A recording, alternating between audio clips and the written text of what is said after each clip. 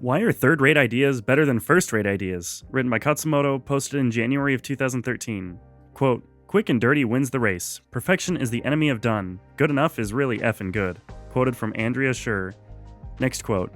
When you first start off trying to solve a problem, the first solutions you come up with are very complex, and most people stop there. But if you keep going, and live with the problem and peel more layers of the onion off, you oftentimes arrive at some very elegant and simple solutions. Most people just don't put in the time to get there. Quoted from The Syrian. Here's the trick to making deep, long-term, self-directed language learning work. Don't do 10 good things. Do one good thing. One day, at a time. And not even a very good thing, just a good enough thing. Just barely good enough. The hunter who chases 2 rabbits catches neither. Well, think about the hunter who chases 10. Fast ones. That's what you're doing when you try to do good things. All he ends up is tired, self-loathing, and with a stitch. Footnote 1. If he were smart about it, he would set rabbit traps, but this post isn't about cruel ways of making animals die, so we'll leave the metaphor at that, smiley face. End footnote. What you want to do is catch slow rabbits. Spice them well if you have to. But you're like, but I should be catching fast ones. Why? Speed is relative anyway. Look, you're not catching any ones at the rate you're going. You're Elmer Fudd and you've got one-itis for Bugs Bunny, and that's really bad because Bugs is too darn quick, and now you're rabbitless. Catch slow rabbits. It all comes down to ideas. A lot of people have ideas, good ideas, all the time. The problem is that we usually don't let our idea generation machines, our brains, run their course. We usually latch onto the first idea that pops up, take a Japanese class, and cling onto it for dear life, come heck or high water. And then we call that persistence. And when it inevitably turns out to be an unsustainable idea, we hate ourselves and say we lack genetic talent. So, one way of getting to your third-rate idea is to skip through your first few ideas. The thing is that most people's first idea is that it's really difficult. Don't get me wrong, it's a good idea. It's a respectable idea. It's a first-rate idea. It's a good idea. Footnote 2. Yeah, I said it twice. End footnote. And that's precisely why it's so bad. You're not good enough for that rabbit. Type out your MCDs by hand? That's a first-rate idea. You're a good person for thinking that. You're the teacher's pet. We love you. You're the girl who writes and posts handwritten thank you notes to everyone she meets within 20 minutes of saying goodbye. You win. But you lose because that crap is unsustainable. Go further down the list. Go down until you get to something you feel guilty about because it's too easy. It's third rate. It's lazy. It's everything that's wrong with the world today in the present generation. Footnote 3. It's sending your mom a birthday text instead of a handwritten card. Oh no, you don't love your mother anymore because you communicate with her using new and easier media. Kill yourself now. It's using a calculator to do arithmetic. End footnote. It's using digital dictionaries and pre-typed, pre-translated text. It's looping the same few dozen podcasts because you like them and nothing else is that interesting and you can't be bothered to go find anything else right now. So don't go with the best idea. Don't go with the first idea. Get lazier. Go deeper down the idea chain. Easier, lazier, simpler, less equipment, less gear, less effort, less energy, less stuff. Fewer people, fewer resources. Go with that weird, easy one that doesn't seem like it should work or count because it's too weird and too easy and too simple.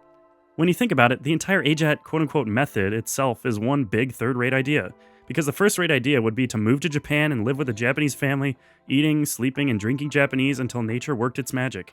It'd be like learning Spanish by living on a vineyard in a countryside with nothing but Spanish. But you may or may not have that option open for 2 years. On the other hand, you certainly have an iPod, a smartphone, a something. You certainly have headphones.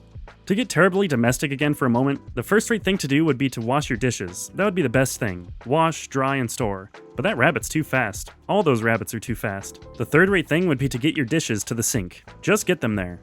It would take 2 lifetimes and more amphetamines than anyone could safely consume to accomplish your first-rate ideas. That's how energy-intensive they are. You can't do them. So don't. Don't even try. Go down till you get to something easy. Ideas are free, so you might as well use the ones that pay you back. You cannot carry out your first-rate ideas. In all likelihood, not even a robot could, which says something about the state of both your ideas and robotics. And even if you could carry them out, you couldn't sustain them. You would burn out to a perfect little crisp like you have so many times before. Your sense of righteousness is writing checks that your physical energy cannot and will not cash. Footnote 4. Who even uses checks? No, but seriously, you won't waste money and you'll try not to waste time, but you'll waste energy, really? End footnote. How do I know? I know because I've personally been you. I've seen you and I've lived with people like you. If you could carry out your ideas, you'd be carrying them out. You wouldn't be talking about them, you wouldn't be worrying about them, you wouldn't even be thinking about them. You'd be carrying them out because that's how easy and effortless they'd be.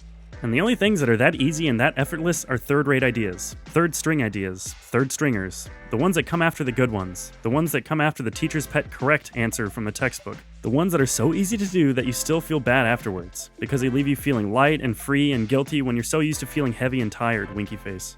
It's the power of the suboptimal. By way of ending on a concrete note, here are a few examples of first-rate ideas you need to stop having. Typing out SRS cards by hand. It's all about the copy and paste, mate. Perfectly or uniformly formatting SRS cards. I hear there are some deck chairs on the Titanic that still need straightening. Finishing things you start because you started them. Are you a lemming? Do you have to go off the cliff because that's the direction you were going in? Let's leave aside whether real-life lemmings actually do that or not. I'm talking about the Game Gear game ones. Smiley face. Learning things to prove things to other people. Why? Let them live in doubt. Why do you have to change the beliefs of people who don't want their beliefs changed? Are you so anxious that pigs should wear the fine jewelry you've got on offer? Would not good-looking women who are into jewelry suffice? What is so good about your truth that the whole world must know and understand today or else? Even colts pick their marks. The smart ones go for the slow rabbits. Intentionally studying more than 2 minutes at a time. It's all about the short sprints, mate. It's fine if it naturally extends out, but geez, don't force it. Don't plan on it. Concentration is a limited resource like that. Doing superlatives. Best, fastest, most effective, most efficient. Ease in. Shave rather than cut. Cryptic, I know.